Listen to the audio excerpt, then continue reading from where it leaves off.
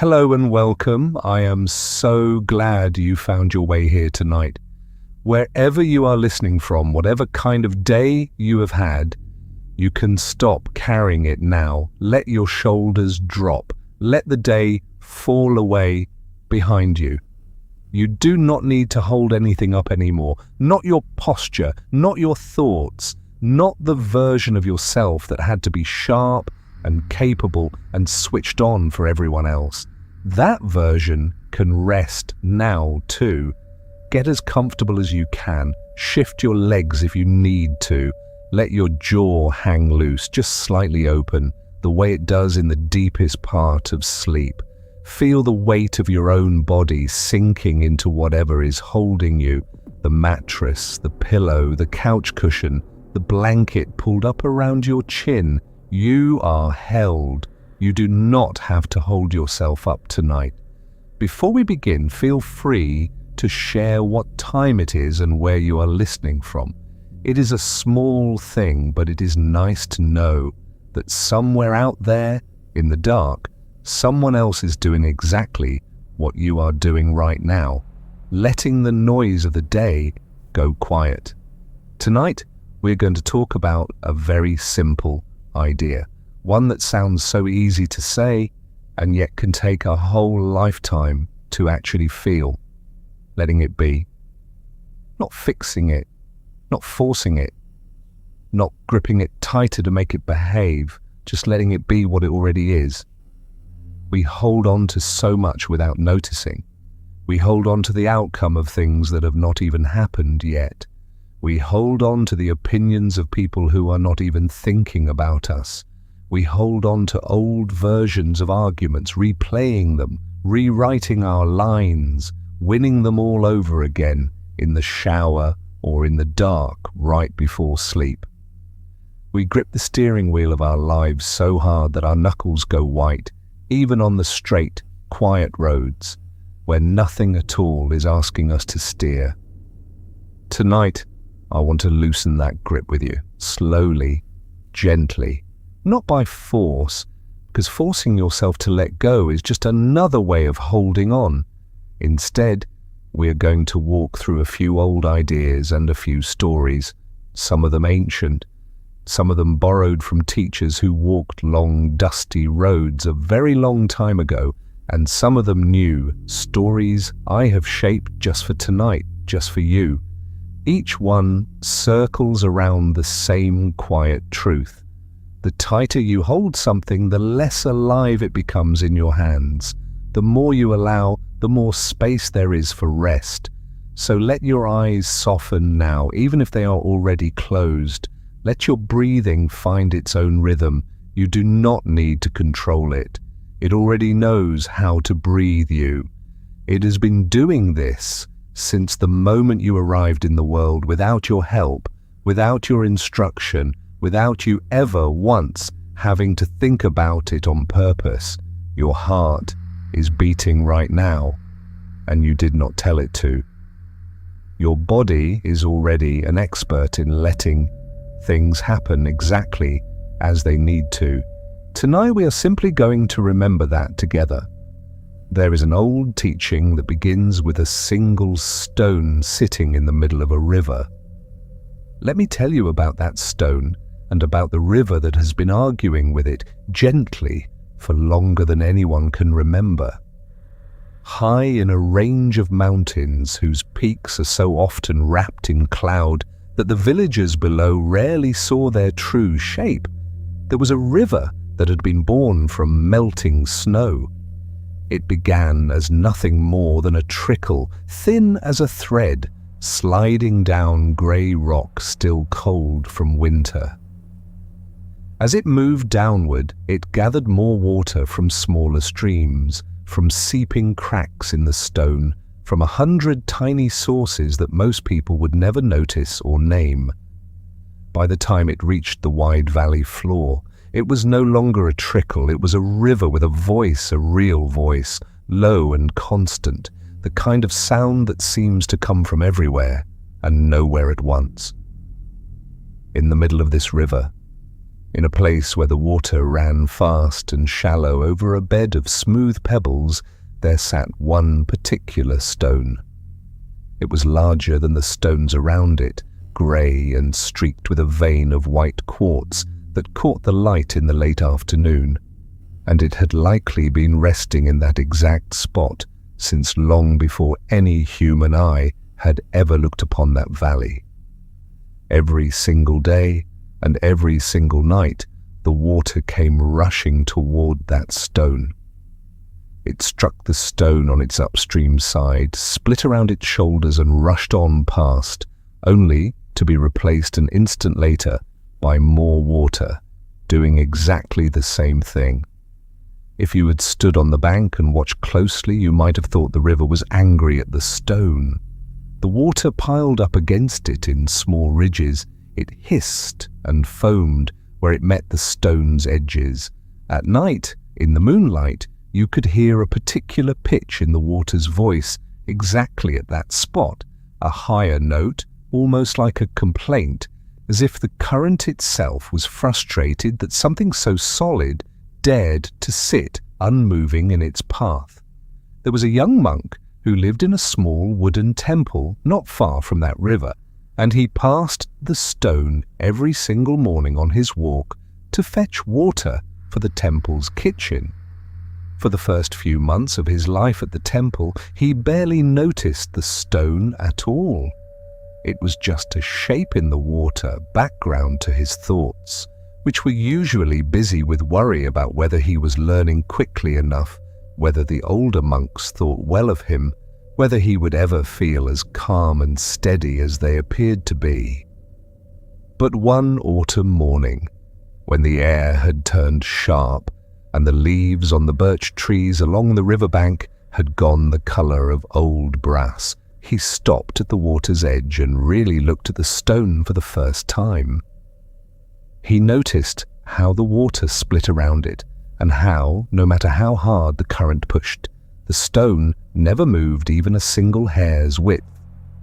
He thought at first that the stone must be very strong to resist the river like that. He imagined it as a fighter, some ancient warrior turned to rock, holding its ground against an endless enemy. He admired it in the way a young person admires anything that looks unbreakable. He carried this thought with him for weeks. Whenever he felt overwhelmed by his studies, by the cold mornings, by the ache in his knees from long hours of sitting meditation, he would think of the stone in the river and try to become like it. He would clench his jaw and tighten his shoulders and tell himself to be unmovable the way the stone was unmovable, the way it stood firm against the endless rushing water. But this did not bring him any peace. If anything, it made him more tired. He found that trying to be a stone all day left him exhausted by evening, his neck stiff, his mind clenched like a fist that had forgotten how to open. One evening, near the end of that autumn, an old teacher at the temple, a woman with silver hair who had lived at the temple longer than anyone could remember, found the young monk sitting by the river long after the sun had gone down, staring at the stone in the dim light, his shoulders hunched with the effort of trying to be strong. She sat down beside him on the cool grass without saying anything at first. They listened to the water together for a long while. Eventually, she asked him what he was thinking about. He told her about the stone, about how he had been trying to become like it, unmovable, unbothered, strong enough to withstand anything that pushed against him. The old teacher was quiet for a moment. Then she asked him a question that he would remember for the rest of his life. She asked him whether he thought the stone was working hard to stay in place. The young monk considered this. He said that it must be because the water pushed against it constantly, and yet it never moved. Surely, he said, that takes some kind of effort. The old teacher shook her head slowly. She told him that the stone was not resisting the water at all. The stone was simply being a stone. It had never once decided to hold its ground. It had never tensed a muscle because it had no muscles to tense. It was not gritting anything because it had no teeth to grit. It was heavy, and the riverbed beneath it was solid. And so it stayed exactly where it was, not through effort, but through simply being what it already was. The water, she explained, was not really fighting the stone either. The water had never once tried to move the stone out of spite or determination. The water was simply doing what water does, moving downhill, following the shape of the land, going around anything in its path, because going around was easier than going through. There was no war happening in that river at all. There was only water being water and stone being stone, each one entirely itself, neither one trying to become the other, neither one resisting anything. The apparent struggle, the hissing and the foaming and the higher-pitched note in the current, that was simply what happened naturally when those two different things, water and stone, occupied the same space in the world. It was not a fight. It only looked like a fight to a young man who had grown used to seeing every difficulty in his own life as a fight. The young monk sat with this for a long time. He asked the old teacher then what he was supposed to do, if not try to be strong like the stone. She told him something he did not fully understand until many years later, when his own hair had gone the color of hers. She said that his mistake was thinking he needed to be the stone at all. Some days, she said, you are the stone, steady and unmoved. Other days, you are the water, changing shape around whatever is in your path, finding a way around an obstacle without needing to defeat it. And some days, she said, you are neither. Some days you are simply the sound the two of them make together, a sound that exists only because two different things met in the same place, a sound with its own strange beauty, one that could not exist if either the water or the stone had insisted on being something other than what it already was.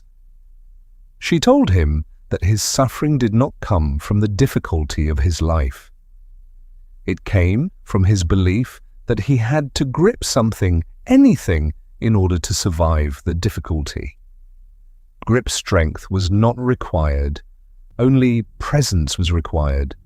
Only the willingness to be exactly what you are in this particular moment, without forcing yourself into the shape of a fighter or a stone or anyone else's idea of what strength should look like. That night, the young monk walked back to the temple differently than he had walked to the river. He did not walk with his shoulders pulled back in imitation of strength. He walked the way water moves over a rock without deciding how to walk at all, simply allowing his legs to carry him home.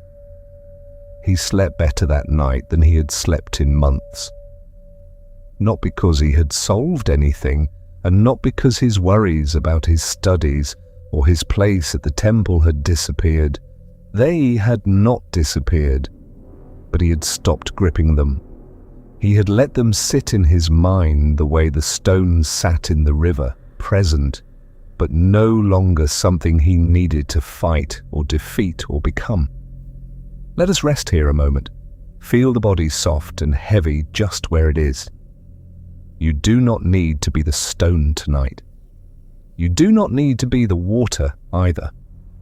You can simply be the quiet in between, the pause after the current has passed, the stillness that exists underneath any sound, even the sound of your own breathing. Let your hands go soft, let your fingers uncurl, even slightly, even if they were already resting open. There is nothing here tonight that is asking you to grip anything at all. There is a second idea I want to offer you tonight, one that grows naturally out of the first. It has to do with outcomes, with the way we hold so tightly to how we want things to turn out, and what happens when we finally loosen that grip. Let me tell you about a potter who lived in a small village tucked into a fold of hills so steep that visitors often arrived out of breath, having climbed the last stretch of the road on foot because their carts could not manage the incline. This village was known throughout the region for its clay, a particular reddish clay found only in the hillside just above the village, rich and fine-grained, the kind of clay that potters from far away sometimes travelled great distances to work with, even if just once in their lives.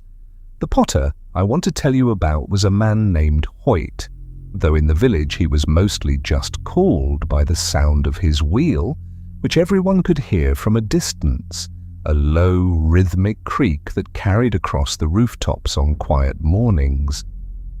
Hoyt had been throwing pots since he was a boy of 8, taught by his own grandmother, who had been taught by her mother before her, a long unbroken line of hands, shaping wet earth into bowls and cups and jars, generation after generation, each one adding some small refinement that the next generation would inherit without ever fully knowing where it had come from.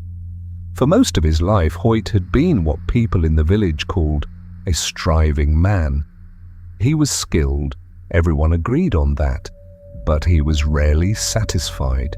He would throw a bowl, watch it rise beneath his wet hands on the spinning wheel, and even as it took shape, even as it became something beautiful, some small critical voice in his mind would already be listing its flaws.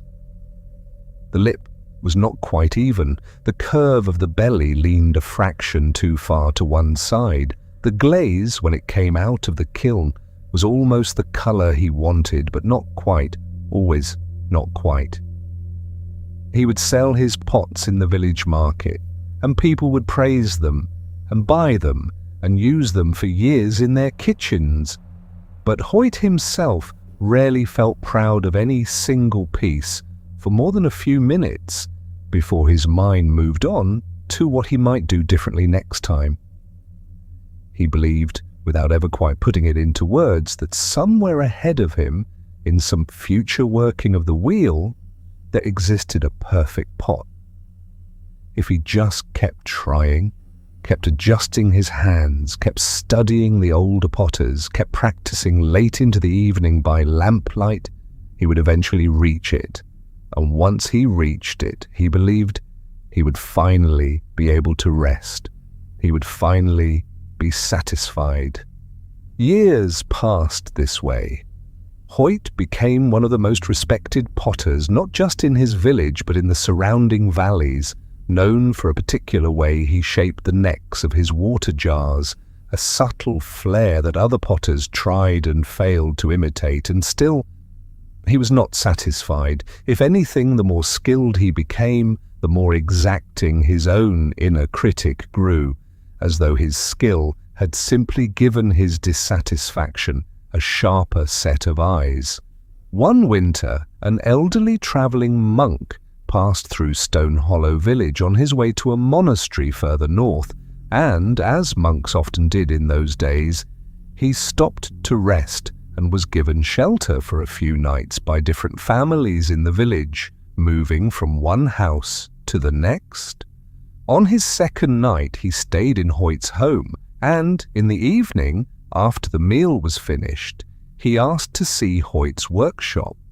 Hoyt, always eager to show his work to anyone with an interest, though also always slightly anxious about how it would be received, led the monk out to the small clay-walled building behind his house where his wheel sat, and where shelves along every wall held rows and rows of finished pots waiting to be sold or given away. The monk walked slowly along the shelves, picking up a bowl here, a cup there, turning each one over in his weathered hands, feeling the weight, running a thumb along the rim. Hoyt watched him nervously, already anticipating which pieces the monk would find lacking, already composing in his mind the explanations he would give for each flaw. But the monk did not comment on flaws at all. Instead, after a long silence, he asked Hoyt a simple question. He asked him how many pots he thought he had made in his lifetime. Hoyt considered this, doing rough math in his head, counting the years, estimating the pots per week. He guessed somewhere around 11,000, though he admitted he had never actually counted. The monk nodded slowly, as if this number confirmed something he had already suspected. He asked Hoyt how many of those 11,000 pots he considered to be truly finished. Hoyt did not understand the question at first. He said that of course they were all finished. They had all come off the wheel complete, been fired in the kiln, been sold or used or given as gifts. The monk shook his head gently and rephrased the question. He asked how many of those 11,000 pots Hoyt had looked at after they were done and felt nothing left to want from them. How many had felt to Hoyt entirely complete, without any lingering wish that the lip had been shaped differently, or the glaze had come out a shade darker, or the curve of the belly had swelled just slightly more before narrowing toward the base. Hoyt was quiet for a long time. He realized, standing there in his own workshop, surrounded by 11,000 pots worth of work, that the honest answer was none of them, not one. Every single pot, even the ones the village praised as his finest work, even the water jars with the flared necks that no other potter could replicate, had left some small residue of dissatisfaction in him. He had never once finished a pot and felt done. The monk let this sit in the quiet workshop for a while before he spoke again. He told Hoyt something that Hoyt would think about for the rest of his working life. He said that Hoyt had spent decades believing that satisfaction was waiting for him somewhere ahead on the far side of some future pot, some eventual mastery he had not yet reached. But the monk suggested gently that this was backward. Satisfaction, he said, is not a reward you receive after the clay is shaped correctly. Satisfaction is a decision you make about how you will meet the clay in the first place. If Hoyt could not feel it now, sitting at the wheel, watching wet earth rise and fall under his own hands, then no future pot, however perfect, would ever deliver it to him, because he would already have trained his mind to look past whatever was in front of him toward whatever came next. The monk asked Hoyt to sit at his wheel right then in the lamplight with him watching. Hoyt, feeling strange and exposed, sat down at the wheel and began to work a lump of clay he had left covered in a damp cloth from earlier in the day. The monk told him to notice, as he worked, the particular resistance of the clay under his palms. He told him to notice the coolness of it, the way it warmed slightly where his hands pressed against it, the small grittiness where a bit of sand had not been fully worked out during preparation, the sound of the wheel's creak, the faint smell of the wet earth, something between rain and stone. He told Hoyt not to think about the finished pot at all. He told him to simply be present for the process of the clay rising between his hands, moment by moment, without racing ahead to judge what it would become. Hoyt worked this way for perhaps 20 minutes, the monk sitting quietly beside him the entire time, saying nothing further. When Hoyt finally lifted his hands away and looked at what he had made, it was, by his own usual standards, an unremarkable bowl. The rim was slightly uneven. The curve was simple, nothing like the elaborate shapes he was known for. But something in him had shifted while he worked. For the first time in longer than he could remember, he had not been waiting for the bowl to be finished so that he could judge it. He had simply been present while it was being made. And, strangely, looking at this plain, unremarkable bowl, he felt something close to peace. Not because the bowl was perfect, it clearly was not, but because, for those 20 minutes, he had not been gripping the future. He had been entirely inside the moment his hands were actually in. The monk left the village 2 days later, continuing north toward his monastery, and Hoyt never saw him again.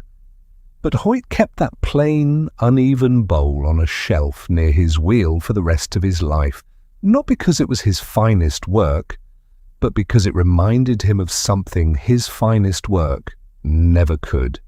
It reminded him that the wheel does not owe you a perfect pot in exchange for your effort. The wheel only owes you the turning. What rises from the clay is simply what rises, and your piece does not have to wait for its arrival. Let us rest here a moment. Feel the body soft and heavy just where it is. Notice, if you can, that you are not required to finish anything tonight. You are not on your way towards some more perfect version of rest that exists somewhere further down the night. This moment, exactly as it is, imperfect and unremarkable, and entirely yours, is already enough. Chapter 3. The Horse That Ran Away. I want to tell you a very old story now, one that has been told so many times in so many different villages that no one really remembers where it began. I am going to tell it to you the way it was told to me, with the details it wore the last time I heard it, though I imagine every teller before me changed something small, the way water changes the shape of a stone it has passed over for 1,000 years. There was an old farmer who lived at the edge of a wide, dry plain, on land that bordered the territory of a nomadic people who lived further out beyond the last fences among the wild grasses that no plough had ever touched. This farmer had exactly one horse, a sturdy grey animal that pulled his plough and carried his goods to market, and this horse was, in practical terms, most of what stood between the farmer and hunger.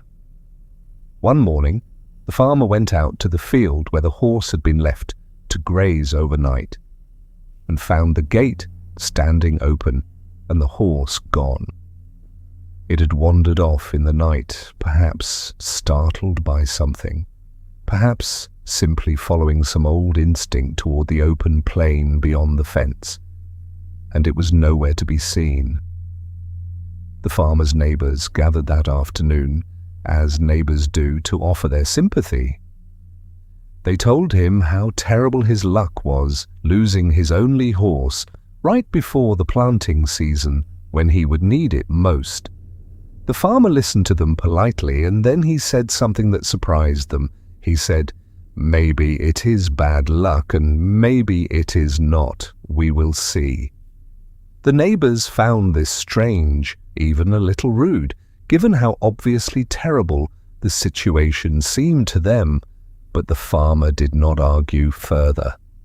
He simply returned to his work, tending what he could without the horse, and waited to see what would happen next. A few days later, the horse returned on its own, trotting back through the same gate it had escaped from, and this time it was not alone. It had fallen in with a small group of wild horses from the open plain, and 3 of them, drawn perhaps by the company or the familiar smell of the farmer's land, followed the grey horse right back through the gate into the farmer's field. The farmer now had 4 horses instead of 1. His neighbours returned that evening, amazed at his sudden good fortune, congratulating him on his incredible luck. The farmer again said something that surprised them. He said, "Maybe it is good luck and maybe it is not. We will see." The neighbours shook their heads at this, thinking the old farmer strange, even ungrateful. refusing to simply celebrate an obvious stroke of fortune. But the farmer went back to his work, and in the following weeks he and his son began the task of gentling the 3 wild horses, getting them accustomed to a bridle and a rope, preparing them to be useful animals rather than wild ones. One morning, while working with the largest of the wild horses, the farmer's son was thrown from its back. He landed hard on the packed earth of the training yard, and when he tried to stand, his leg would not hold his weight. The village healer was called, and after examining the leg, she confirmed what everyone feared. It was broken badly in a way that would take many months to heal and might never fully heal straight. The neighbors came again, this time with condolences, telling the farmer how devastating this was, especially with planting season approaching, when he would need his son's strong back and hands more than ever. The farmer listened and then said once more, "Maybe it is a terrible thing and maybe it is not. We will see." By this point, some of the neighbors had grown a little frustrated with him, feeling that he was being evasive, refusing to simply admit that some things were plainly good and other things were plainly bad. But the farmer was not being evasive. He genuinely did not know, and he was comfortable not knowing. And he continued caring for his son, tending his fields as best he could, working the newly gentled horses whenever there was a spare hour, and waiting to see what the future would reveal, without insisting that he already understood its shape. Some months later, a great conflict broke out between 2 rival territories to the east, and soldiers came through every village on the plain, conscripting every able-bodied young man they could find to march off and fight in a war that, as wars often are, was brutal and long and claimed far more lives than anyone had expected when it began. When the soldiers came to the farmer's land, they looked at his son, saw the leg that had healed crooked, saw that he walked now with a permanent limp that would make him useless as a soldier, and they passed him by, taking instead the strong, uninjured sons of every other family in the village. Almost none of those young men ever came home. The farmer's son, because of the very leg that had once seemed like such a terrible misfortune, lived a long life, eventually taking over his father's land, raising his own children in the same fields, watching them grow old enough to have children of their own. I am not telling you this story so that you believe every hardship secretly contains a hidden gift, waiting to be revealed if you simply endure long enough. That is not quite the point. And life is not always so neat as this old story makes it sound. Sometimes a broken leg is just a broken leg with no war and no hidden mercy waiting behind it. What I want you to notice instead is the farmer's particular way of meeting each event as it arrived, without immediately clamping a label onto it, without deciding in the very first instant exactly what kind of thing had happened to him and exactly how he should feel about it forever after. Most of us do the opposite. The moment something happens, we rush to judge it.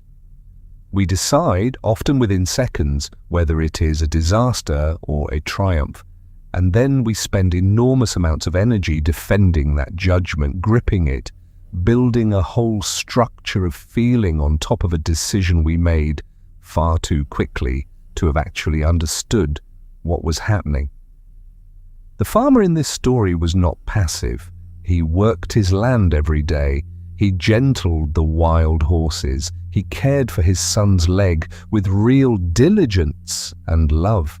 He was not simply shrugging and doing nothing, waiting for fate to sort itself out on its own, but internally, in the quiet space where he interpreted the meaning of his own life. He left room. He did not grip his conclusions. He held them loosely, the way you might hold a bird you have found injured on the ground, firmly enough that it does not fall, but gently enough that you are not crushing it in your effort to keep it safe. "We will see," he said again and again, and in those 3 small words there was an entire philosophy, one that allowed him to remain steady through fortune and misfortune alike, not because he did not feel things, but because he did not insist that his first interpretation of an event had to be its final and only meaning. Let us rest here a moment. Feel the body soft and heavy just where it is. If there is something in your own life right now that you have already decided is purely a disaster, or something you have already decided is purely a triumph, you do not have to change your mind about it tonight. But you might just loosen your grip on it slightly, the way you would loosen your grip on that injured bird, enough to let it breathe, enough to let its story continue to unfold in whatever direction it actually needs to go, rather than the direction your first quick judgment demanded of it. We will see. You do not have to know everything tonight. There is one more kind of gripping I want to talk about with you, one that is perhaps the hardest of all to release, and that is the grip we place not on events but on other people. And let me tell you about a weaver who lived in a small coastal town, a place where the wind came in off the water almost every single day, sometimes gently, sometimes with a real force that rattled shutters and bent the tall grasses flat against the dunes. This weaver, a woman named Anwen, made her living creating cloth on a large wooden loom that had belonged to her mother, and to her mother's mother before that, set up near a window that looked out toward the sea. She was skilled at her work, known throughout the town for cloth so fine and evenly woven that merchants from other towns would come specifically to buy it, and she took great pride in the steadiness of her hands and the discipline of her craft. But Anwen had one great frustration in her life, and that frustration was the wind. Her small house sat close to the shoreline, close enough that the wind was a constant presence, and on the days when it blew hardest, it would find its way through the cracks around her window, disturbing the fine threads on her loom, sometimes tangling a thread she had just carefully placed, sometimes scattering the light wool fibers she kept in baskets nearby across the floor of her workshop. For years, Anwen fought the wind, the way you might fight an enemy who kept returning, no matter how many times you drove them off. She stuffed rags into every crack around the window frame. She hung heavy curtains that blocked most of the light she needed to see her work clearly.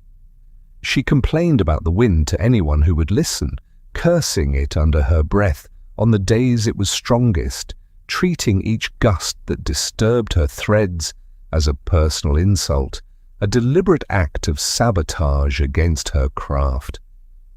She would often say to her neighbors, to her own reflection in the small mirror by her door, that she simply could not understand why she had been given a house in such a windy spot, when all she wanted was stillness enough to do her work in peace. One year, an old sailmaker retired from the sea and came to live in the same coastal town, taking up residence in a small house just down the lane from Anwen's. Sailmakers, of course, spend their entire working lives in an intimate relationship with wind, since it is the wind that fills a sail and drives a ship. And this old sailmaker, whose name was Torvald, had spent nearly 60 years learning to read the wind's moods, the way another person might read the moods of an old friend. He and Anwen became acquainted as neighbors do, and one blustery afternoon, When the wind was particularly strong and Anwen was in the middle of complaining about it to him over the low fence between their gardens, he asked her a question that stopped her mid-sentence. He asked her whether she thought the wind had ever, even once, in all these years, actually intended to disturb her threads. Anwen was taken aback by the question. She said that of course it had not intended anything. Wind does not have intentions. Wind is not a person. It cannot want anything at all. Torvald nodded, as if this was exactly the answer he had expected, and then asked her a second question. If the wind had no intention at all, he asked, then why did she spend so much of her energy being angry at it as though it had personally chosen to ruin her afternoon? Anwen did not have a ready answer for this. She had simply always experienced the wind's interference as a kind of opposition, an obstacle placed deliberately in her path, even though, when she thought about it honestly, she knew the wind was not choosing anything at all. It was simply moving the way it had always moved, the way air moves when the temperature of the sea and the temperature of the land are different from one another, an entirely natural process with no more personal intention behind it than the tides or the turning of the seasons. Torvald told her something then, drawing on decades spent working alongside wind rather than against it. He said that the sailors who lasted longest at sea, who survived the greatest storms and lived to grow old, were never the ones who fought the wind hardest. They were the ones who learned to read it, to understand its patterns, to adjust their sails not out of anger, but out of respect for what the wind actually was, a force with its own nature, indifferent to human plans, neither friend nor enemy, simply itself. A sailor who cursed the wind for blowing the wrong direction would waste his energy on fury, energy that could instead be spent adjusting the angle of his sail to catch what the wind was actually offering. The wind was never going to change its behavior to suit the sailor's convenience. The sailor's only real choice was whether to work with what was actually happening, or to exhaust himself demanding that reality behave differently than it was inclined to behave. Anwen thought about this for a long time after that conversation. She began to notice something about her own workshop that she had never quite let herself see clearly before. The window that let the wind in was the very same window that let in the light she needed to see the fine details of her weaving. She could not have one without accepting some measure of the other. Her frustration with the wind was, in some sense, also a frustration with the very thing that made her work possible in the first place. She began, slowly, to change her relationship to the gusts that came through her workshop. Instead of stuffing every crack with rags, she left a few small openings deliberately, and she began to notice, over time, that the wind had its own rhythm, stronger in the mornings when the land was still cool and the sea had begun to warm, gentler in the late afternoons, nearly still in the hour just before sunset. She began arranging her most delicate work, the pieces most easily disturbed by a stray gust, for that quiet hour before sunset, and she saved her sturdier, simpler weaving for the blustery mornings when the wind demanded a different kind of attention from her. She was not fighting the wind anymore. She was listening to it, the way Torvald listened to it, and in listening she found that it was no longer an enemy at all. It was simply another voice in her workshop, one she had learned to work alongside rather than constantly resist. Years later, people would remark that Anwen's cloth had taken on a new quality, something they struggled to name precisely, a kind of movement in the pattern that seemed almost alive. Anwen herself believed, quietly, privately, that this quality had entered her work the day she stopped fighting the wind and started listening to it instead. The threads that had once seemed disturbed by an intruder now seemed in some strange way to carry a trace of the very air that had touched them.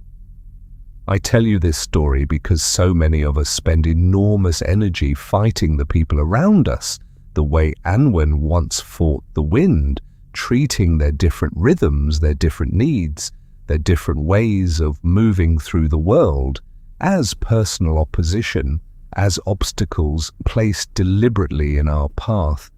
But most people, like the wind, are not actually organizing themselves around the goal of disturbing you. They are simply moving according to their own nature, their own pressures, their own histories, largely indifferent to the inconvenience this occasionally causes you, not out of malice, but simply because they are the ones living their life the way the wind is simply doing what wind does. This doesn't mean you must accept every harm that comes your way without any boundary at all. Even Anwen kept some rags in some cracks on the days when the wind was truly too strong for delicate work.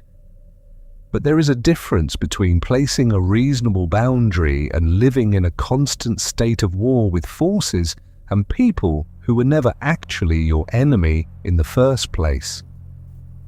Let us rest here a moment. Feel the body soft and heavy just where it is.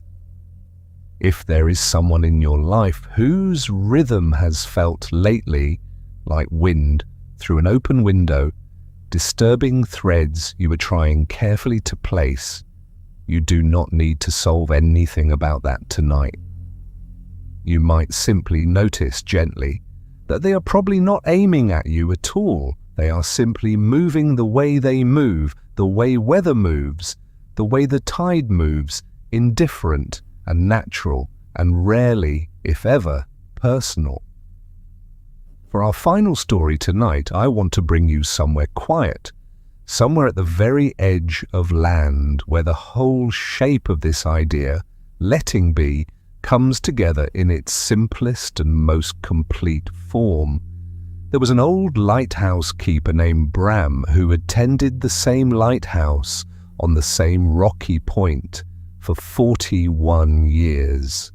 He had watched more sunsets from that narrow iron balcony than most people watch in 3 lifetimes, had weathered storms so fierce they had once cracked one of the thick glass panes surrounding the great lamp, and had guided more ships safely past the hidden rocks below than he could ever hope to count.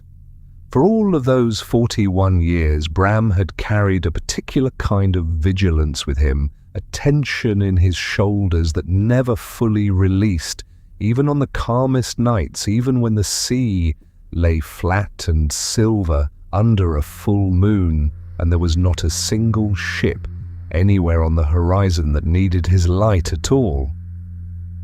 He could not quite explain this tension, even to himself, but it had something to do with a feeling that if he ever truly relaxed, even for a moment, even on a night when nothing at all was wrong, something terrible would slip past him unnoticed.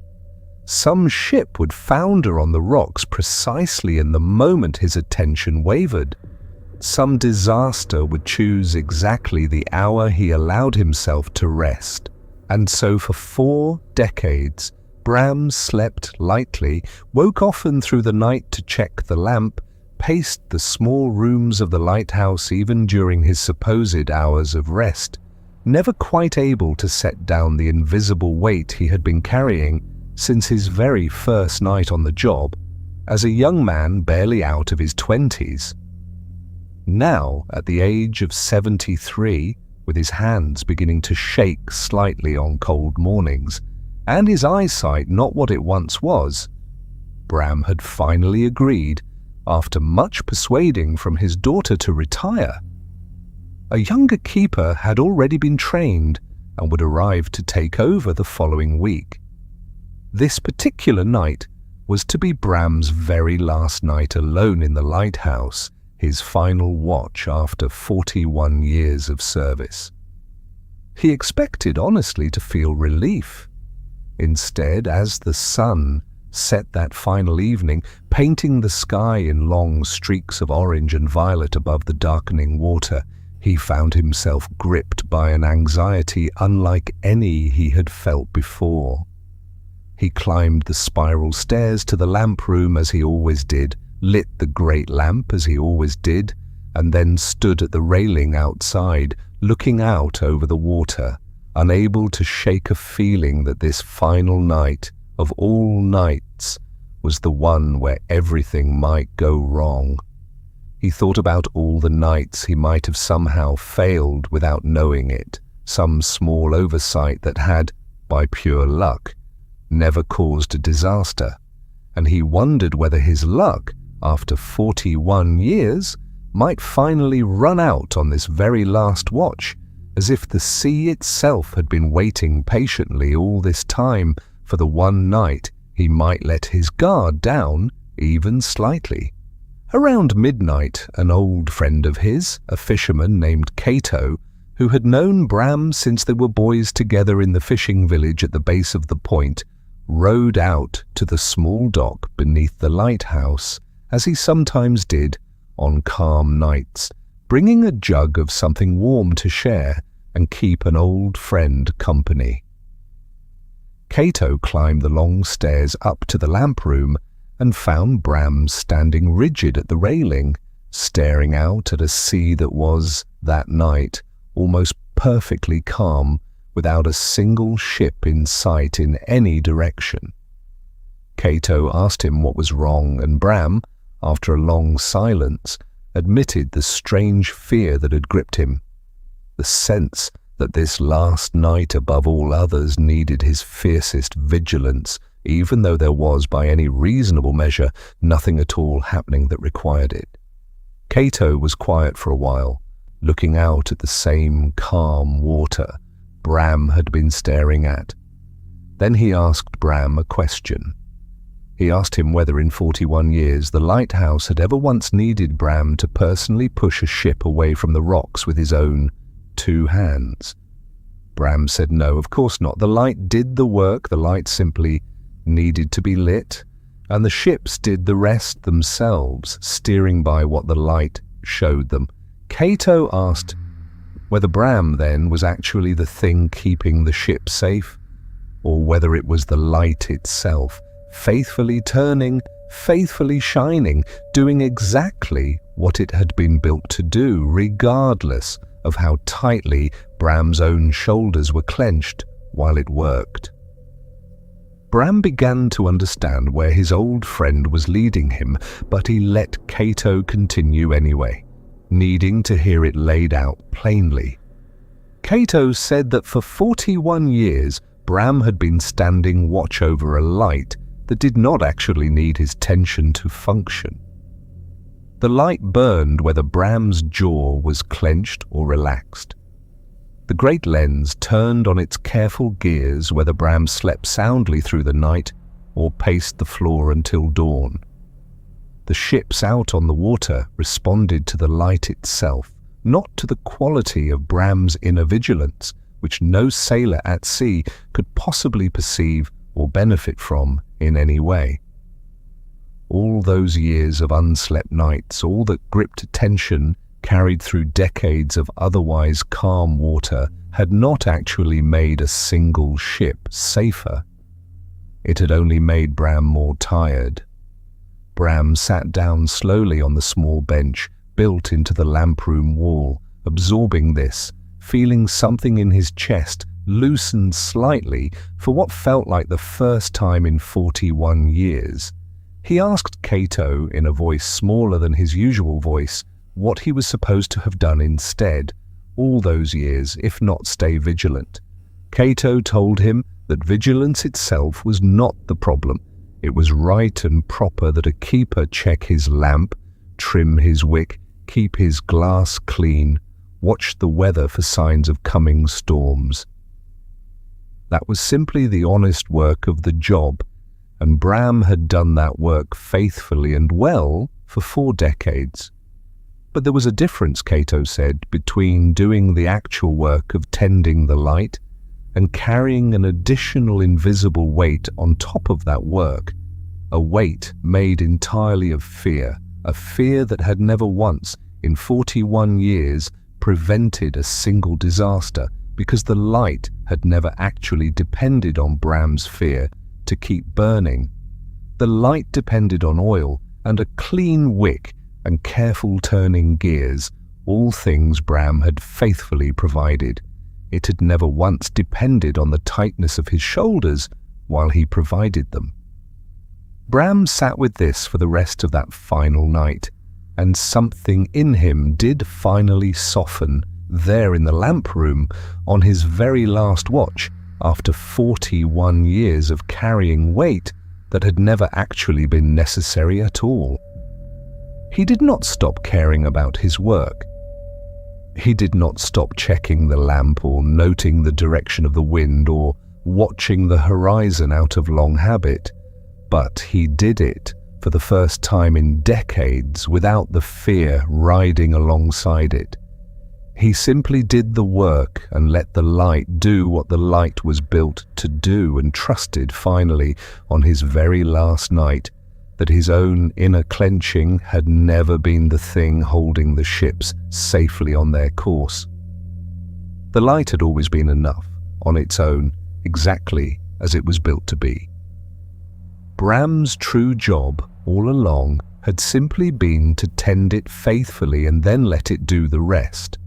Near dawn, as the sky began to lighten in the east and the great lamp's beam grew fainter against the strengthening daylight, Bram switched the mechanism off for the final time in his career and stood for a long while at the railing, watching the sun properly rise over a calm and empty sea. He felt, for the first time he could clearly remember, entirely at rest, not because the night had required nothing of him, but because he had finally set down a weight that the night had never actually required of him in the first place. I tell you this story because I think many of us are carrying our own version of Bram's invisible weight tonight. We believe, somewhere beneath our conscious thoughts, that our tension is doing some kind of necessary work, that if we relax even slightly, something important will slip past unnoticed. Some disaster will choose exactly the moment we finally let our guard down. But so often, like Bram, we discover, if we are willing to look honestly, that the actual necessary work has already been done. The light is already lit. The gears are already turning. What remains is not more vigilance, but simply the willingness to trust the work you have already done and let the rest of the night and the rest of your rest unfold on its own.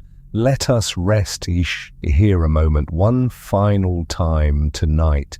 Feel the body soft and heavy just where it is.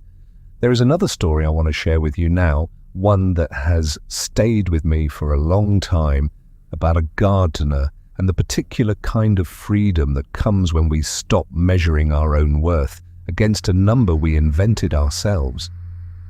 In a valley known for its orchards, where the air in early autumn carried the smell of fruit fallen and going soft in the grass, there lived a gardener named Petra who tended the grounds of a large estate belonging to a family who spent most of the year living elsewhere, visiting the property only a few weeks each summer. For the rest of the year, the gardens belonged in every practical sense to Petra alone. She had been hired as a young woman, and by the time this story takes place, she had tended those same grounds for nearly 30 years, knew every tree by the particular slope of its branches, knew which rose bushes needed extra water in dry summers, and which ones thrived on a kind of benign neglect. For most of those 30 years, Petra had measured her days by a private tally she kept in a small notebook she carried in the pocket of her apron. She She counted the weeds she pulled. She counted the roses that bloomed each week in the formal garden near the front gate. She counted the baskets of vegetables harvested from the kitchen garden behind the old stone wall. And she compared these numbers obsessively, week over week, year over year, always searching for evidence that she was improving, that her hands were growing more skilled, that her garden was somehow winning some contest that existed only in the pages of her own notebook. On the weeks when the numbers were good, when the roses bloomed thick and early, and the vegetable baskets came back full, Petra allowed herself a kind of satisfaction, though even then it was thin and temporary, already anxious about whether the following week could possibly match it. On the weeks when the numbers were poor, when a late frost damaged the early blooms or a stretch of dry weather stunted the vegetables, Petra felt something closer to failure, as though the garden itself were a judgment on her worth as a person, a public scorecard that anyone might glance at and see exactly how she measured up. She rarely spoke of this private counting to anyone, but it shaped nearly every hour of her working life, turning even the most beautiful mornings when dew still clung to the spiderwebs strung between the rose bushes, and the light came low and gold across the grass, into something she experienced mostly through the filter of her notebook, wondering already how the morning's harvest would compare to last year's. One year, an elderly monk traveling on a long pilgrimage that took him through many countries and many gardens stopped at the estate to ask whether he might rest a few days in exchange for helping with whatever work needed doing. The family who owned the estate, though absent that season, had left standing instructions that travellers of a certain kind, quiet, respectful, asking for little, should always be given shelter. And so Petra welcomed him and put him to work, weeding the paths between the rows of vegetables. For several days the monk worked alongside her in near silence, and Petra found herself, almost without meaning to, watching him as they worked. She noticed that he pulled weeds with the same unhurried attention, whether the row was one she considered important, the tomatoes destined for the kitchen, or one she considered less important, a bed of herbs that grew mostly for their fragrance and were rarely harvested at all. He did not seem to distinguish between the two in his effort or his care. He simply attended to whatever plant was in front of his hands at that moment, with the same quality of attention, regardless of what came before it or what would come after. On the fourth evening, as they sat together on the low stone wall separating the kitchen garden from the orchard beyond, eating a simple meal of bread and the last of the season's plums, Petra found herself telling the monk about her notebook, about the counting, about the 30 years of comparing 1 week's harvest to the last, 1 year's roses to the year before.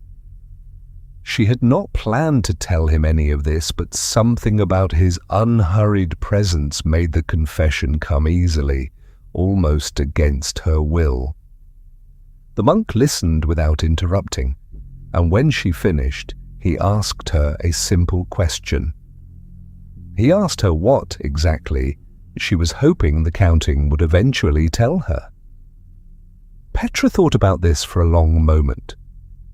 She said, finally, that she supposed she wanted the numbers to tell her that she was good at her work, that her 30 years in this garden had meant something, that she had gotten better rather than simply older. The monk nodded and then asked a second question. He asked her whether, in 30 years of counting, there had ever been a single number, a single week's tally of roses or vegetables or pulled weeds that had actually satisfied her, that had made her feel, once and for all, that she was good enough at her work, and could finally stop counting. Petra was quiet for a very long time. She realized, sitting there on the stone wall with the last of the evening light fading over the orchard, that the honest answer was no. Even her very best weeks when the roses had bloomed so abundantly that visitors from the village came just to see them, had not satisfied the counting. Within days, she had already been anxious about whether the following week could match it, already treating her own triumph as a new burden rather than a moment of rest. The monk told her something then gently, without any judgment in his voice. He said that a number, by its very nature, can never tell you that you are enough, because a number only exists in comparison to other numbers, and comparison never ends on its own. There is always a higher number somewhere, even if only in imagination, even if only in some future week that has not yet arrived. If Petra was waiting for a number to grant her permission to feel at peace with her own work, she would be waiting for the rest of her life, because numbers are not in the business of granting peace. They are only in the business of measuring, and measuring, left unchecked, tends to multiply rather than resolve. He asked her instead to try something different for the remainder of his stay. He asked her to leave her notebook in her apron pocket, unopened, and simply work the garden each day, noticing only what was actually in front of her, the particular curl of a new tendril on the bean vines, the exact shade of orange in a marigold that had opened just that morning, the smell of turned earth after a light rain, without translating any of it into a number destined for comparison against some other day. Petra agreed, mostly out of politeness, not really believing it would change anything. But over the following days, something did shift in her, slowly, the way a held breath slowly releases when you finally remember you do not need to hold it. Without her notebook open beside her, she found herself noticing things about the garden she realized she had stopped truly seeing years ago, buried as she had been in the counting. She noticed the particular way morning light passed through the leaves of the old pear tree near the gate, scattering small coins of brightness across the grass beneath it. She noticed a family of wrens that had nested in the ivy along the garden wall, and found herself, for the first time in longer than she could remember, simply watching them for several minutes, delighted by nothing more than their small, quick movements, with no thought at all of counting how many chicks had hatched, or comparing this year's nest to some other year's. By the time the monk continued on his pilgrimage, a week later, Petra had not entirely abandoned her old habits. She still, on some days, found herself reaching for the notebook out of long practice, but something in her relationship to the counting had loosened permanently. She began to understand that her garden had never actually needed her tally to be beautiful. It had been beautiful all along, in every season, in every kind of weather, whether her private numbers called that particular week a success or a failure. The garden itself had never once consulted her notebook before deciding whether to bloom. Let us rest here a moment. Feel the body soft and heavy just where it is. If you have been keeping your own private notebook, some quiet, ongoing tally of your worth measured against yesterday, against someone else, against some imagined, better version of yourself, you do not need to open it again tonight. You are not required to compare tonight's rest against any other night's rest. This breath right now does not need to be more impressive than the one before it. It only needs to be exactly what it already is. I want to tell you one more story about letting go, and this one is about time and about the particular grip we place on the idea that everything important must be completed before we are allowed to feel any peace about it. There was once a small mountain community separated from the market town on the other side of a wide, fast-moving river by a distance that on foot took the better part of a day to travel around, following the river upstream to a place shallow enough to cross safely and then back down the far bank. For generations, the elders of this community had spoken of building a bridge, a proper wooden bridge, that would let the villagers cross directly, cutting the walk to the market town down to less than an hour.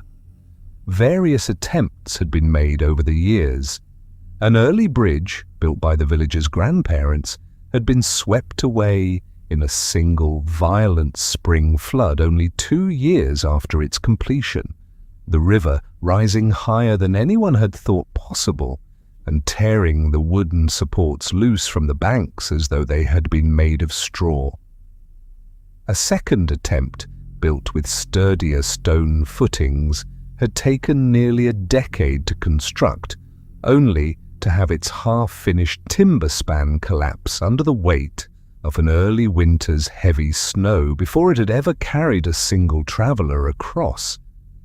By the time our story takes place, there had not been a serious attempt at building the bridge in almost 20 years. Most of the older villagers had come to speak of the bridge the way people speak of an old family argument that everyone has agreed silently never to bring up again, too painful and too full of failure to be worth revisiting. A young carpenter named Oscar, who had grown up hearing these stories of failed bridges the way other children hear fairy tales, found himself, as a grown man, unable to let the idea go. He believed, with the particular stubbornness of youth, that the previous failures had simply been due to poor design, poor timing, insufficient understanding of the river's true nature during flood season, and that a properly built bridge, constructed with patience and real attention to the river's moods, could succeed where the earlier attempts had failed. He began work on a third bridge, alone at first, studying the river through an entire year before he ever cut a single piece of timber, watching how high the water rose in spring, noting exactly where the ice built up in winter and exactly which bank eroded fastest during heavy rains. Slowly, other villagers, moved by his patience and his evident seriousness, began to join him, contributing labor during the seasons when their own farms did not demand their full attention. The work stretched on for years. There were setbacks, though none as catastrophic as the earlier failures, mostly delays caused by bad weather or by the seasonal demands of farming pulling workers away for months at a time, or by disagreements among the villagers about the exact design of the central support that would need to withstand the river's strongest currents. Oscar, now well into middle age, his dark hair beginning to show streaks of grey, had spent nearly 2 decades of his life, on and off, working toward this single, unfinished bridge. One evening, an old woman from a neighboring village, known locally for a kind of quiet wisdom that people sought out in difficult seasons of their lives, passed through on her way to visit family further up the valley and stopped to rest for the night at Oscar's home, as travelers of her kind often did, trading conversation and small gifts of dried herbs for a warm meal and a place by the fire. Over dinner, Oscar told her about the bridge, about the 2 decades of work, about how close they now were, with only the final planking and the railings left to complete before the bridge could finally open. A completion he expected within the coming year, if the weather cooperated. The old woman asked him how he felt being so close after so long. Oscar admitted, somewhat to his own surprise, that he felt strangely uneasy rather than triumphant. He explained that he had built so much of his own sense of purpose around the unfinished bridge that its presence, incomplete, a constant project stretching endlessly into some future completion, had become, in a strange way, a comfortable place for him to live. He worried, he confessed, about who he would be once it was finally done. He worried that all the years of patient work, all the identity he had built as the man determined to finally succeed where his grandparents and their parents before them had failed, would simply evaporate the moment the last plank was nailed into place, leaving him uncertain what to reach for next. The old woman considered this for a while, watching the fire before she spoke. She asked Oscar whether he thought the bridge's value lay only in its eventual completion, or whether some of its value had already been present all along in every single year of the 20 he had spent working on it. Oscar was not sure what she meant, and she explained further.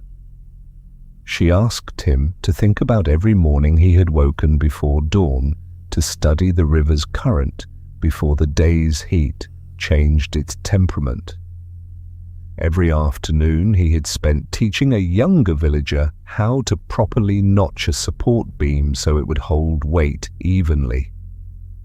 Every evening he had spent in quiet conversation with the other builders, arguing gently over design, growing closer to them through years of shared, patient labor towards something none of them would live to fully take for granted, since a bridge, once built and trusted, tends to disappear into the background of daily life, used without a second thought by generations who never knew the struggle of its making. Had those moments, she asked him, been worth nothing simply because the bridge itself was not yet finished while they were happening? Oscar admitted that of course they had been worth something. Some of his closest friendships in the village had been forged during those long collaborative years of building. He had learned patience he did not know he possessed. He had watched his own children grow up alongside the bridge's slow progress, some of them now old enough to help with the final planking themselves. The old woman told him then something he would carry with him for the rest of his life. Long after the bridge was finally completed the following spring, and long after it had indeed faded into ordinary usefulness, crossed daily by villagers who gave little thought to the 20 years of labor that had made their easy crossing possible. She told him that he had made a very common mistake, one that nearly everyone makes at some point, believing that a long effort only becomes meaningful at the exact moment it is finished, as though everything before that final moment were merely waiting, merely preparation, not yet real, not yet worth counting. But a life built this way, she said, waiting always for some future completion to finally grant permission for peace, ends up being a life almost entirely made of waiting, since there is always another bridge, another project, another goal, waiting just beyond whichever one you happen to finish. And if none of them count until they are finished, and each finished one is immediately replaced by the next unfinished one, then the peace you are chasing never actually arrives at all. She suggested instead that Oscar try to find the completion, the sense of enoughness inside each single day of work itself, rather than reserving it entirely for some grand unveiling still to come. Each day the bridge stood a little sturdier than the day before was already, in its own right, a completed thing, whole and worthy of peace, even while the larger project remained unfinished. Oscar sat with this for a long time after the old woman had gone to sleep that night, staring into the dying fire, and something in him did shift. He finished the bridge the following spring, and there was indeed a celebration, and the villagers did indeed begin crossing it daily, quickly taking its convenience for granted the way people always do with hard-won things once they finally become ordinary. But Oscar found, to his own quiet relief, that he did not feel the emptiness he had feared. He had already, somewhere in the 2 decades before the final plank was laid, learned to find his peace inside the daily labor itself, rather than saving it up entirely for a finish line that, once crossed, could offer only a single afternoon of celebration before ordinary life simply continued on, as it always does, regardless of what has just been finished or what still remains undone. Let us rest here a moment. Feel the body soft and heavy, just where it is. If there is something unfinished in your own life tonight, some bridge still under construction, some goal still reaching towards some future completion, you do not need to wait for its finishing to allow yourself this rest. The peace does not have to be saved up for later. It is allowed to live here now inside this unfinished, ordinary, entirely sufficient moment. For this final story of the night, I want to bring you somewhere very simple, up above everything else we have talked about tonight, into open sky, where a single cloud spent one long afternoon learning something that took it, by cloud standards, an entire lifetime to understand. High above a wide valley on a warm afternoon in late summer, a cloud formed above the ridgeline where warm air rising from the valley floor met cooler air drifting down from the mountains beyond. This cloud, if clouds could be said to have anything like a mind, spent that whole afternoon deeply preoccupied with a question that, on the face of it, seems almost silly, but which I think many of us spend our own lives quietly wrestling with in our own way. The cloud was trying to decide what shape it should be. Down in the valley below, children lying in the grass had been calling up different names as the cloud drifted slowly overhead. One child insisted it looked exactly like a rabbit with 2 long ears trailing off to one side. Another child, lying just a few feet away, was equally certain it looked like a ship, its billowing top forming what she was sure was clearly a sail.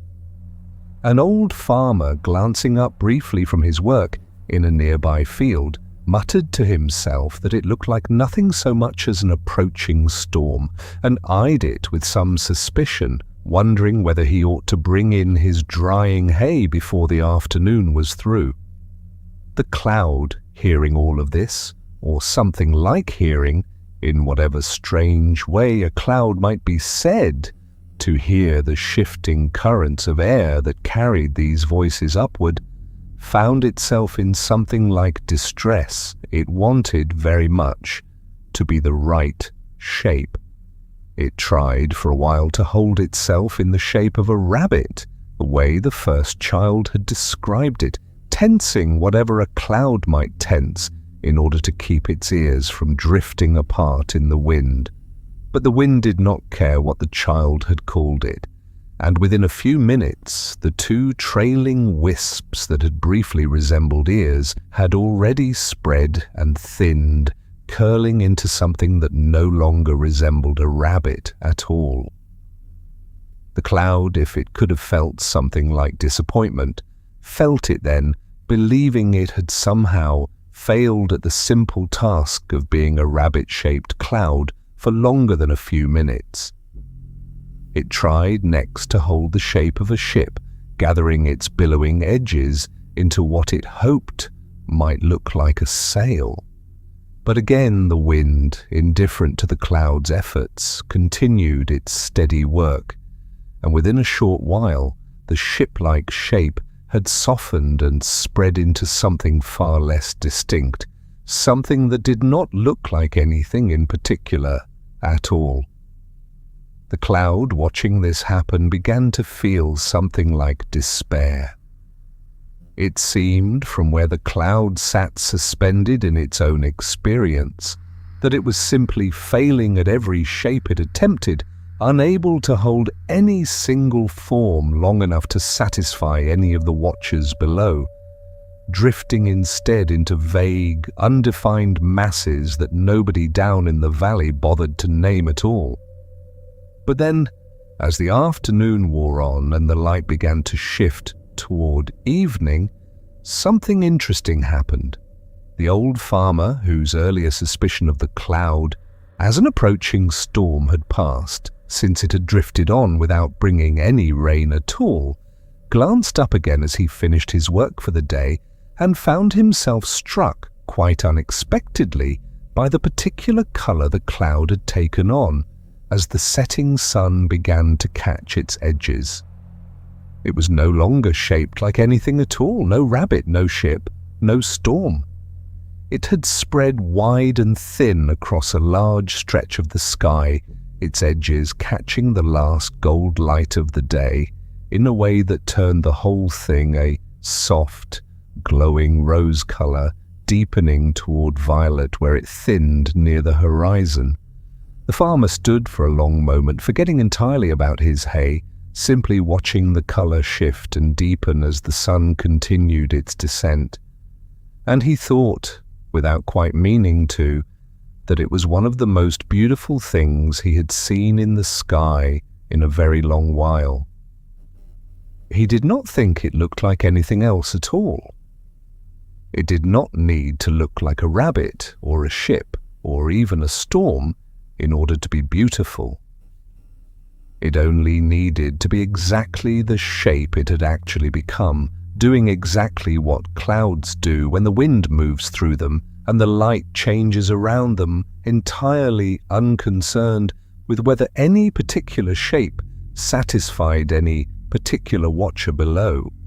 The two children, too, eventually looked back up, having grown bored with their earlier game of naming shapes, and found themselves quiet for a moment, simply watching the colour spread across that wide, formless stretch of cloud, agreeing, without needing any further debate, that it was lovely, exactly as it was, needing no name at all to be worth watching.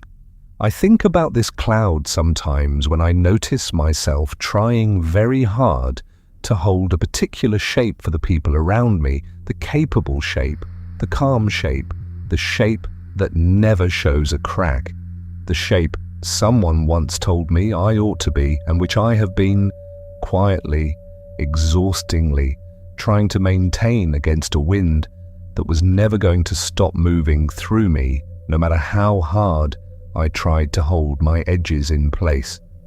The truth, I think, is something like what that cloud eventually discovered without ever really trying to discover anything at all. The most beautiful moments rarely come from successfully holding a shape. They come from finally letting the wind do what wind does and trusting that whatever shape is left, however undefined, however far from whatever you originally intended, might catch the light in its own way, might be worth watching after all, simply because it is honest, simply because it is not being held in place by force. You are allowed to stop holding your shape tonight. You do not need to be the rabbit or the ship or even the storm that someone below is watching for. You can simply drift, formless and unconcerned, and let whatever light is left in this day fall across you however it wants to fall. Let us rest here a moment, one final time before we close. Feel the body soft and heavy just where it is. There is one more idea I want to offer you before we bring this night to its close, and it has to do with what we do with our own thoughts and feelings once they arrive, uninvited, the way a traveller arrives at a door in the middle of a storm. In a town that sat along a well-travelled road between two larger cities, there was an inn known throughout the region for a particular quality that had nothing to do with the comfort of its beds or the richness of its meals, though both, by all accounts, were perfectly adequate.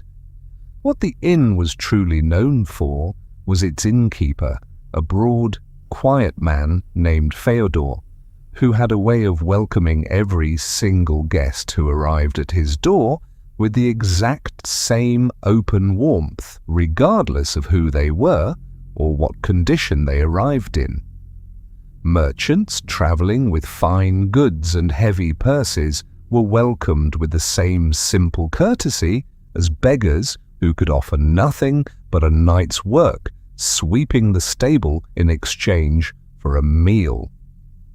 Travelers arriving in foul tempers, exhausted and short, with everyone around them after weeks on the road, were welcomed with the same patient warmth as travelers arriving in high spirits, singing as they came up the front path.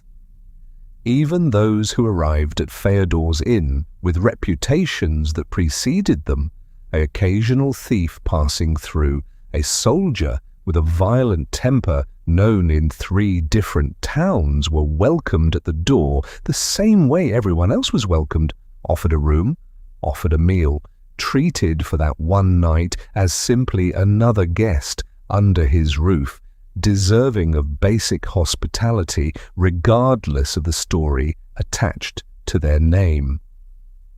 A young travelling scholar staying at the inn for several nights while he copied out some old documents held in the town's small library found himself fascinated by this quality in Fyodor, and one evening, over a shared meal in the mostly empty common room, he asked the innkeeper directly how he managed it. Did it not exhaust him, the scholar asked, to welcome every difficult guest with the same warmth he offered the pleasant ones? Did he never feel the urge to turn away the guests who arrived rude or troubled or carrying some obvious darkness with them, and welcome only the guests who made his work easy and pleasant? Fyodor considered the question for a while, wiping down the wooden bar with a cloth as he thought, and then he told the scholar something that the young man would carry with him for the rest of his travelling life, writing it down eventually in one of his own books, though he never used Fyodor's real name. Fyodor said that when he was a much younger man, newly running the inn after inheriting it from his own father, he had indeed tried to sort his guests before welcoming them. He would look at a traveller approaching on the road, guess at their temperament from their posture or their clothing, and decide, before they had even reached the door, whether he was dealing with a good guest or a difficult one. If he suspected difficulty, he found himself already tense before the guest had even spoken a single word, already bracing for an unpleasant evening, already resentful of a burden that, in many cases, never actually arrived, since a traveller who looked exhausted and irritable from the road sometimes turned out, once fed and rested, to be perfectly pleasant company by the fire that evening. He realized, over some years of running the inn this way, that his own anticipatory bracing was exhausting him far more than any actually difficult guest ever did. He was spending enormous energy prejudging travelers who had not yet done anything at all, and this energy left him with far less patience for the guests who did, occasionally, turn out to be genuinely difficult, since he had already used up so much of his own reserve, simply worrying about who might arrive next. One winter, an old travelling physician stayed several nights at the inn during a heavy snowstorm that made the road impassable, and during those long snowbound evenings, Fyodor and the physician talked at length by the fire, and the physician offered him an idea that changed the way he ran his inn for the remaining decades of his life. The physician suggested that Fyodor try an experiment. Rather than deciding before a guest even arrived what kind of welcome they deserved, Fyodor should simply open the door, exactly the same way every single time, and let whatever arrived arrive without prejudging it at all. If the guest turned out to be difficult once inside, Fyodor could address that difficulty then, in the moment, with whatever response the actual situation called for, rather than spending his energy anticipating a difficulty that had not yet occurred and that might never occur at all. Fyodor began practicing this slowly and found, to his own surprise, that it was far less exhausting than his old way of running the inn. He no longer spent his mornings dreading the arrival of guests he had not yet even seen. He simply opened his door each time, fresh, and dealt with whoever stood there exactly as they actually were, rather than as he had imagined they might be. Some guests, it turned out, truly were difficult, and Fyodor learned over time how to handle genuine difficulty firmly and fairly when it actually arrived, asking a truly unruly guest to leave if their behavior threatened his other guests, for instance, but doing so calmly in the moment as a direct response to an actual event, rather than as the release of some tension he had been carrying since long before the guest had ever arrived. He told the young scholar that evening by the fire that he had come to think of his own mind in much the same way he thought of his inn. Thoughts and feelings, he said, are like travelers arriving on the road. Some arrive pleasant and easy, some arrive difficult, tired, short-tempered, carrying old griefs or old angers that have nothing to do with the room you are about to offer them.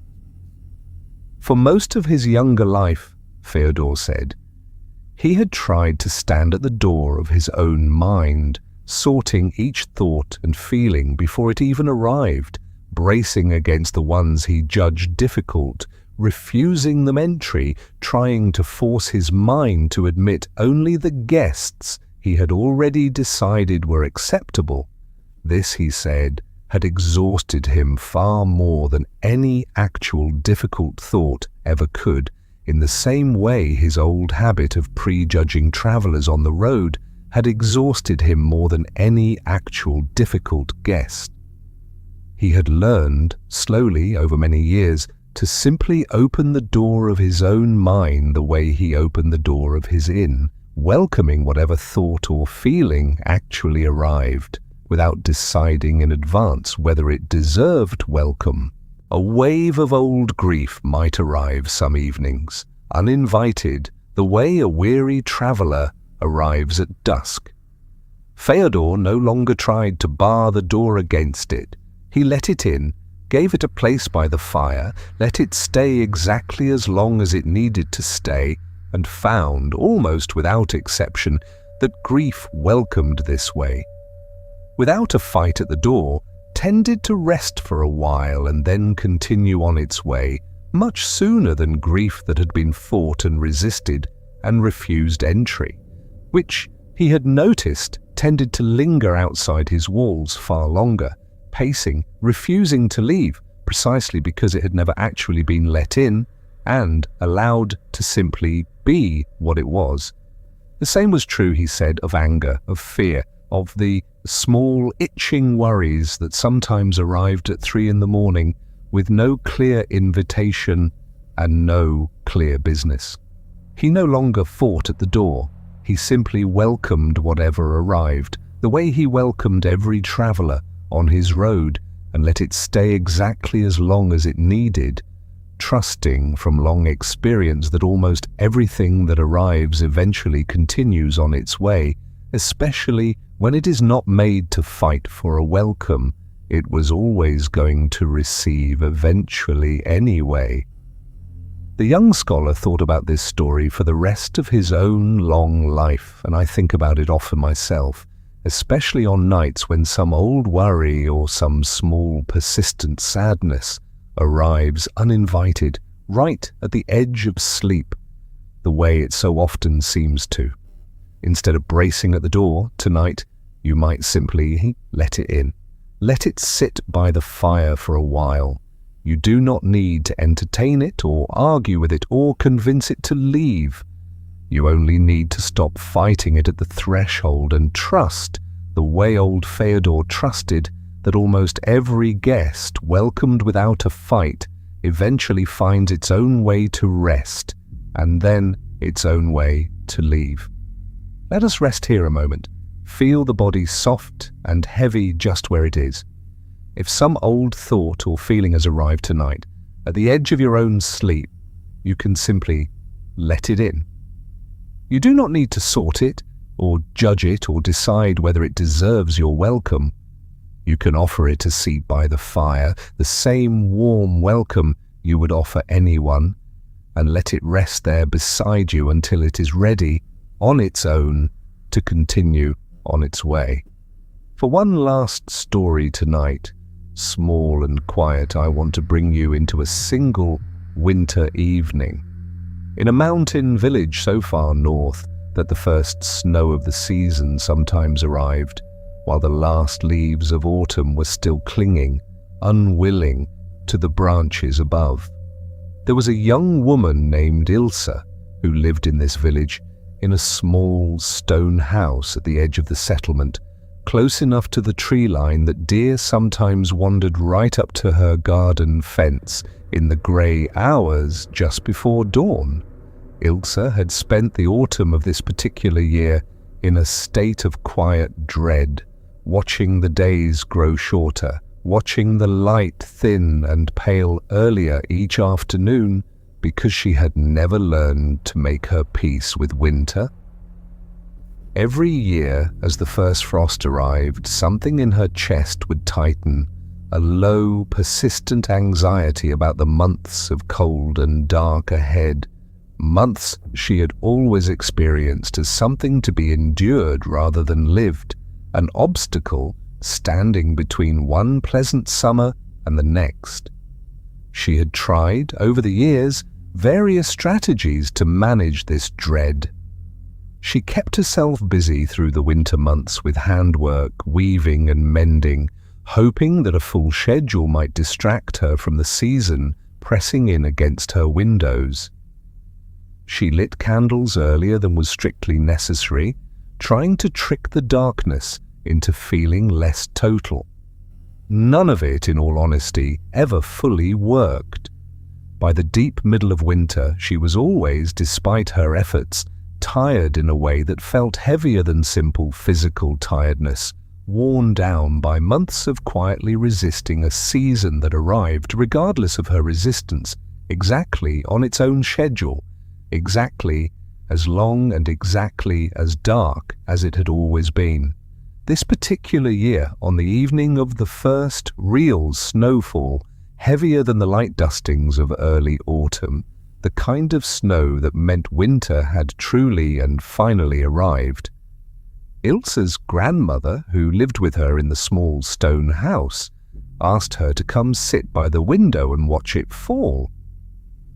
Ilse, already feeling the familiar tightness gathering in her chest at the sight of the thickening snow, sat down beside her grandmother more out of habit and respect than any real desire to watch something she had already decided, before it had even properly begun, was an unwelcome guest in her year.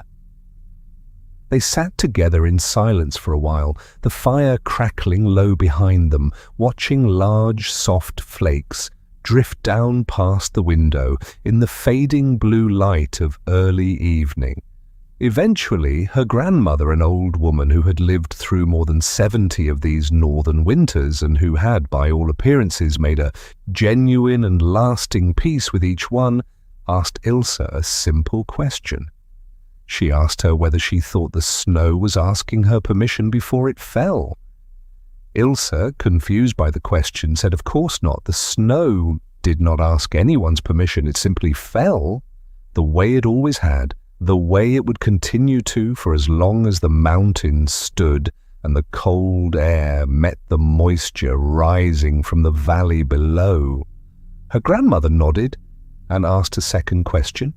If the snow was not asking Ilse's permission and had never once, in all the winters Ilse had lived through, paused to consider whether Ilse was ready for it, whether Ilse had finished dreading it sufficiently, whether Ilse's chest had grown tight enough yet to properly brace for its arrival, then what exactly was all of Ilse's dread accomplishing? Ilse did not have a ready answer. Her grandmother continued gently, watching the snow continue to gather on the sill outside the window as she spoke. She said that she too had once dreaded winter the way Ilse dreaded it now, spending the long months of autumn each year in a low simmer of anxiety about the darkness and cold to come, and that this dread had never once, in all her younger years, shortened winter by even a single day, or made the cold any less cold, or the dark any less dark. All her dread had accomplished, she said, looking back on those younger years now with the clarity that comes only with age, was to make her own experience of winter worse than winter itself actually was. Winter, she said, arrived regardless. It always had, and it always would. The only real choice available to her, she had eventually come to understand, somewhere in her middle years, was not whether winter would come, since that had never actually been a choice at all, but how she would meet it once it arrived, whether she would spend its months bracing and resisting, or whether she might instead simply let it be exactly the season it already was, cold and dark and quiet, with its own particular beauty available to anyone willing to actually look for it, rather than spending the whole season with their eyes fixed anxiously on some warmer month still far ahead. She told Ilse that once she had stopped fighting winter, somewhere in her 40th year or so, she had begun to notice things about it she had never let herself notice before, back when her whole attention had been consumed by dread. She noticed the particular silence that falls over a village under fresh snow, a silence unlike any other time of year, thick and complete, broken only by the occasional soft thump of snow sliding from an overladen branch. She noticed the way the low winter sun, when it did appear, cast long blue shadows across the white ground in the middle of the afternoon, shadows more beautiful, in their own quiet way, than anything summer's harsh, direct light ever produced. She noticed the particular comfort of a fire in a small stone house during the longest, darkest nights, a comfort that summer, with its long, warm evenings, never gave her any real occasion to feel. None of this had been available to her, she said, back when she was spending the whole season resisting its arrival, because resistance, by its very nature, keeps you focused on what you wish were different, rather than present for what is actually here. Ilse sat with this for a long while, watching the snow continue to fall outside the window, thicker now in the deepening dusk, and she found, to her own quiet surprise, that something in her chest had loosened slightly, just watching it with her grandmother's words settling into her. She did not become, overnight, a woman who loved winter the way some people claim to love it. But something shifted in her that evening, a willingness, at least, to stop bracing quite so hard against a season that had never once asked for her permission and had never once needed her resistance to arrive exactly on schedule, exactly as it always had. Over the following winters, Ilse found herself slowly discovering some of what her grandmother had described, the particular silence after fresh snow, the long blue shadows in the pale afternoon light, the specific comfort of a fire on the darkest nights of the year. She still, some years, felt the old tightness gather in her chest as the first frost arrived. Old habits of dread do not disappear all at once, any more than a whole winter arrives in a single night. but she no longer fought the season with the same exhausting resistance she once had, and she found, gradually, that a season met without a fight tends to reveal far more of its own quiet gifts than a season endured through gritted teeth ever could. I think there is something in this small story for anyone who has ever dreaded something that was coming, regardless of their dread, a hard season of life, a difficult change, an ending they knew was approaching and could not prevent no matter how tightly they braced against it. The bracing itself rarely changes what arrives. It only changes how much of what arrives we are actually able to be present for, and how much of it we spend instead with our eyes fixed anxiously on some other, easier season, wishing we were somewhere we are not rather than fully here, in the place we actually, undeniably, are. Let us rest here a moment for the last time tonight. Feel the body soft and heavy just where it is. Whatever season of your own life you find yourself in tonight, easy or difficult, warm or cold, you do not need to brace against it any longer, not tonight, not in this quiet, unhurried hour. It is already here, the way the snow is already falling without asking anyone's permission, and there is nothing left for you to do but let it be exactly what it already is. One last small story before we let the night carry you the rest of the way.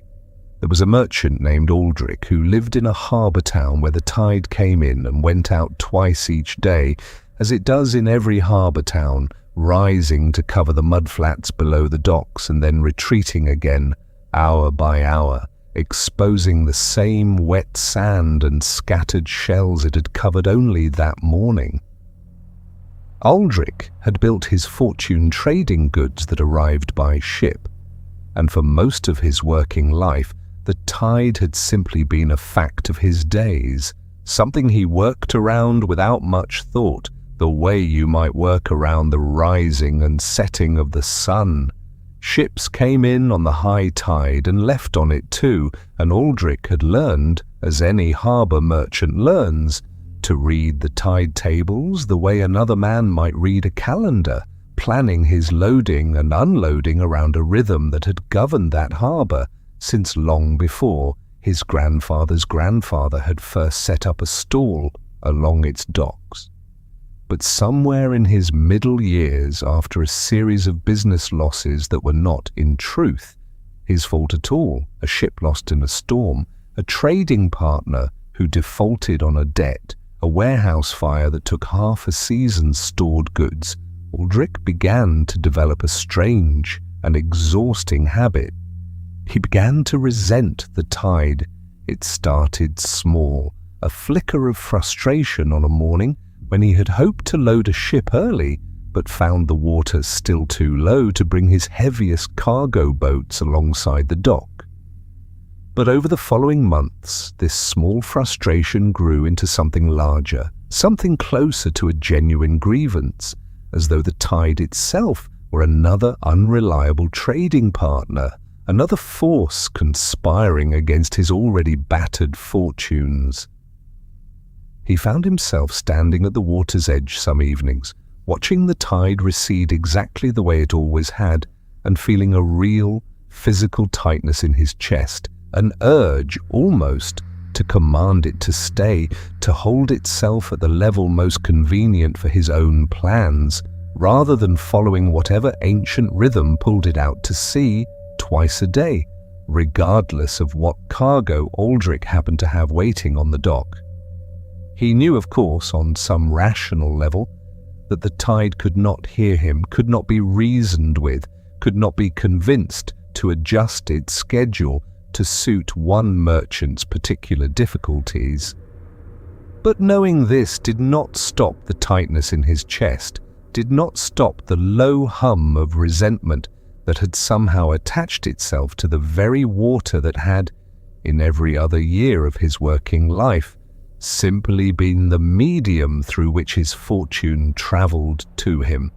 One evening, an old fisherman who had spent his entire life reading that same harbour's waters, and who had known Aldrich since they were both boys running along these same docks, found the merchant standing at the water's edge again, watching the tide pull back with an expression the old fisherman recognized from years of watching younger men struggle against things no man could actually control. The fisherman sat down on an overturned crate near where Aldrich stood and asked him, without much preamble, what exactly he thought the tide owed him. Aldrich, startled by the bluntness of the question, admitted after a moment that he knew the tide owed him nothing, that this was, on its face, an absurd thing to be angry about, water rising and falling exactly as it had for all of recorded time. And yet, he said, he could not seem to stop feeling that its indifference to his own troubles was, in some obscure way, a kind of injury, an additional unfairness heaped on top of a difficult year. The old fisherman nodded slowly, as though this made perfect sense to him, and told Aldrich something he had learned across a lifetime spent on that same water. He said that early in his own life as a fisherman, he too had gone through a stretch of years where he resented the sea's indifference, cursing a tide that came in too early on a morning when he needed more time to mend his nets, cursing a current that carried the fish away from his usual grounds during a season when his family badly needed the income. He had spent years, he admitted, treating the sea as though it were personally negotiating against him, withholding its bounty out of some obscure spite, rather than simply behaving exactly as the sea has always behaved, entirely according to its own nature, with no more awareness of Aldrich's difficult year, or the fisherman's own hungry children, than a stone has awareness of the moss that grows slowly across its surface. What changed for him, the fisherman said, was not the sea. The sea never once adjusted itself to accommodate his frustration. What changed was his own understanding of what the sea actually was and was not capable of offering him. He came to understand slowly, over many seasons, that the sea was not a partner in his fortune, someone who owed him fairness or consideration. The sea was simply a condition, a set of circumstances he operated within, the way weather is a condition, the way the particular shape of the coastline is a condition, neither hostile nor friendly, simply present, simply itself, offering exactly what it offered on any given day and nothing more, regardless of how badly he happened to need more on that particular morning. Once he understood the sea this way, as a condition rather than a partner, his relationship to its unpredictability changed entirely. He no longer felt injured by a poor catch, because a poor catch was no longer a personal slight, just an honest report on what the sea happened to be offering that week. He no longer resented an inconvenient tide, because the tide was no longer withholding anything from him out of spite. It was simply moving according to laws far older and far larger than his own particular schedule.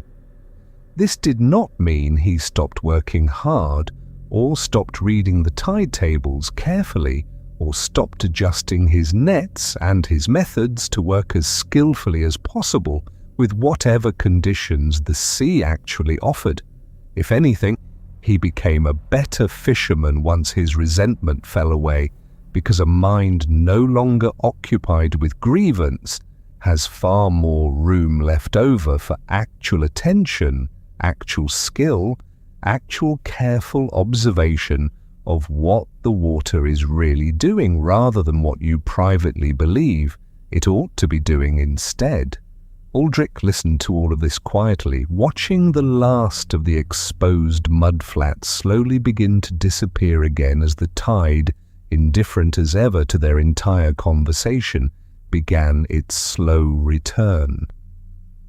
He asked the fisherman eventually how a person actually goes about changing something so deeply felt, this sense of grievance against forces that cannot even hear the grievance being made. The fisherman said he did not have a simple trick to offer, no single sentence that would dissolve years of accumulated resentment overnight. But he said that it had helped him across many seasons to simply notice out loud sometimes, even if only to himself, when he caught his own mind treating some indifferent force, the weather, the tide, the market prices for his catch, as though it were a person deliberately working against him. Simply noticing this pattern, naming it gently to himself in the moment it arose, had slowly, over years, loosened its grip.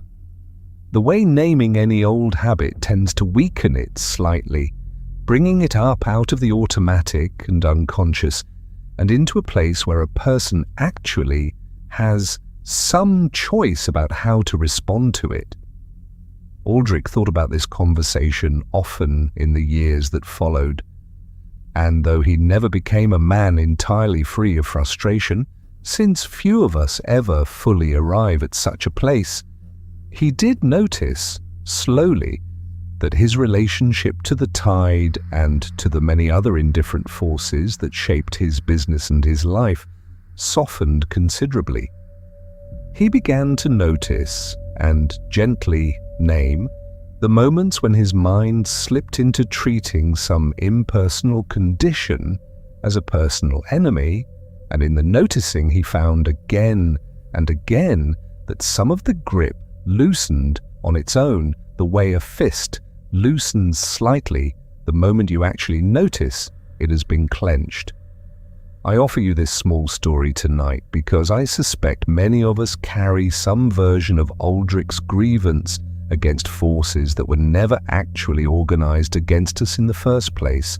The weather that ruined a planned day, the traffic that delayed an important arrival, the illness that arrived at the worst possible time, the countless ordinary indifferences of a world that was never actually built around our particular convenience and never claimed to be. None of these forces are punishing you. They are simply behaving exactly as they always behave, the way the tide simply behaves exactly as it always behaves, entirely unaware of your particular hopes for any particular morning. There is a real relief available if you are willing to receive it tonight in setting down the exhausting belief that the ordinary indifference of the world is somehow a personal message aimed specifically at you. It rarely is. Most of the time, it is simply the tide doing what the tide has always done long before you arrive to need it, and long after you will have stopped needing anything at all. Let us rest here one final time before we close. Feel the body soft and heavy just where it is. Now gently let your attention come all the way down into your body, the way a boat finally comes to rest against a dock after a long day out on open water. Feel your feet wherever they are resting, heavy and still. You do not need to move them again tonight. Let that heaviness rise slowly upward into your ankles, your calves, the backs of your knees. There is nowhere else for these legs to carry you tonight. Their work is done. Let them rest completely. Feel that same heaviness moving up into your hips, settling into the wide, patient bones that have carried you through every mile of your life so far, every mile you will never have to walk again tonight. Let your lower back soften into whatever is beneath you. Let your stomach rise and fall without your help, without your instruction, the way it has been doing since the very first breath you ever took, long before you knew the word for breathing at all. Feel the heaviness spreading into your chest now and into your shoulders, releasing whatever small weight they have been carrying, whether it is the memory of a hard day, or an old habit of bracing for something that is not actually happening right now in this room, in this dark, safe, quiet moment. Let your arms grow heavy, from your shoulders down through your elbows, down through your wrists, all the way to the very tips of your fingers. Your hands do not need to hold anything tonight. Let them open just slightly, the way they do naturally in the deepest hours of sleep. Feel the heaviness rising into your neck now, releasing whatever tension has gathered there from 1,000 small efforts of holding your head up, holding your composure, holding your thoughts together. You do not need to hold your thoughts together tonight. They can drift, loose and unfinished, the way clouds drift, without ever needing to arrive anywhere in particular. Let your jaw soften. Let your tongue rest heavy in your mouth. Let the small muscles around your eyes let go completely, the tiny lines of tension we carry there without even noticing. Gone now, smoothed out, at rest. Your whole body is heavy now, resting fully into whatever is holding it. And there is nothing left for you to arrange, nothing left for you to fix, nothing left for you to figure out before you are allowed to sleep. Think, if you like, of the stone in the river, resting in the same spot it has rested in for longer than anyone can remember, not gripping anything, simply being held by the weight of its own stillness. Think of the potter's hands finally at rest on the wheel, no longer racing ahead towards some more perfect future, content simply to have turned the clay for as long as the turning was needed. Think of the old farmer watching whatever comes next with open hands, saying only, "We will see," and finding, in those 3 words, all the peace he ever needed.